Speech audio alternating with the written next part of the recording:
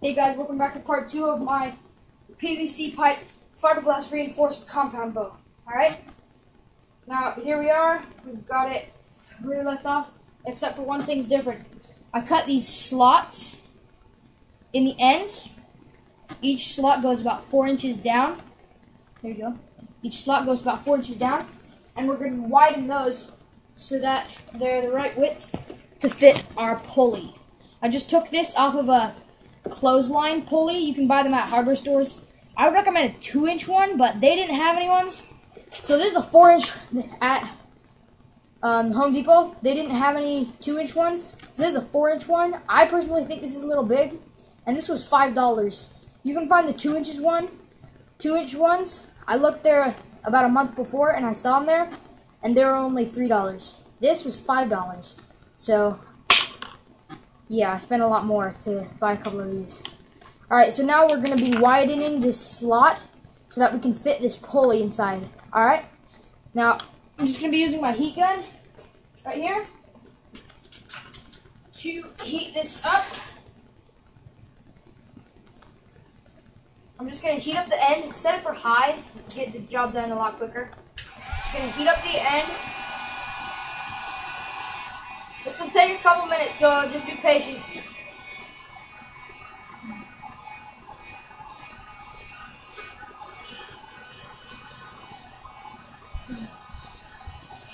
So for part 3, I'll be showing you guys how to string the compound bow, and in part 4, we'll be testing it for you. Okay.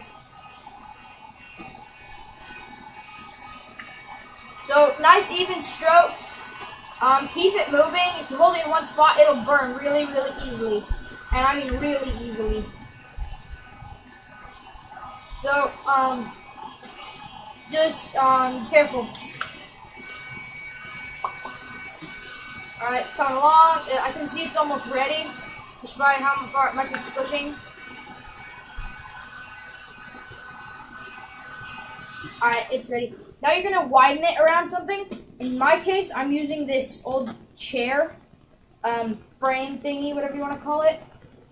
Get a couple things so that you don't burn your fingers trying to flatten it around this. This is an old chair seat of a chair.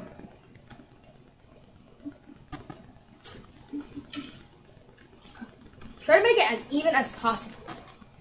You know, it's good, right? As close to perfect as you can get it, alright?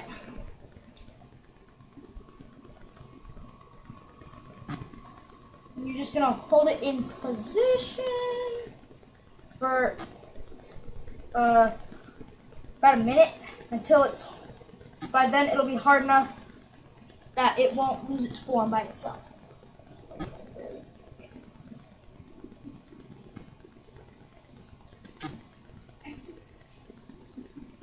Try to make sure that the fork is centered. We're making a fork here for the pulley. Try to make sure that it's centered. Otherwise your bend can be a little uneven. No, beat it, man. I'm making a video. Back up. I'm making a video. That's right. Okay.